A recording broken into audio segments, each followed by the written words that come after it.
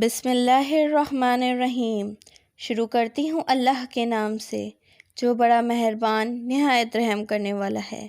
In the name of Allah, the most beneficial and the most merciful. السلام علیکم۔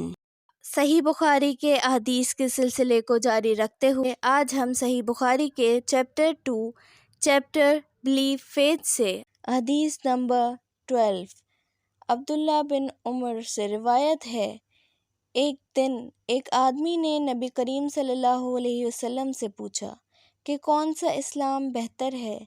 فرمایا کہ تم کھانا کھلاؤ اور جس کو پہچانو اس کو بھی اور جس کو نہ پہچانو اس کو بھی، الغرض سب کو سلام کرو۔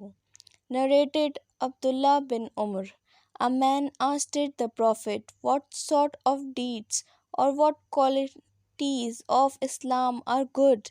The Prophet replied, to feed the poor and greet those whom you know and those whom you do not know. حدیث نمبر 13 انس رضی اللہ عنہ سے روایت ہے، نبی کریم صلی اللہ علیہ وسلم نے فرمایا، تم میں سے کوئی شخص ایماندار نہ ہوگا جب تک اپنے بھائی کے لیے وہ نہ چاہے جو اپنے نفس کے لیے چاہتا ہے۔ Narrated Anas, the Prophet said, none of you will have faith till he wishes for his Muslim brother what he likes for himself.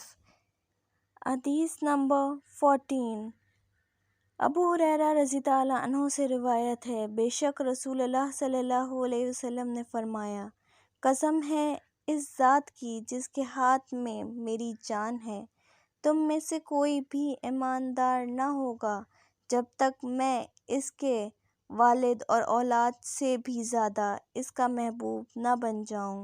Narrated Abu Huraira, Allah's apostle said, by him in whose hand my life is, none of you will have faith till he loves me more than his father and his children.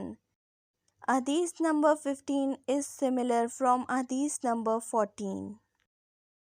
This chapter belief has total 51 hadiths and the whole book has 7,558 hadiths.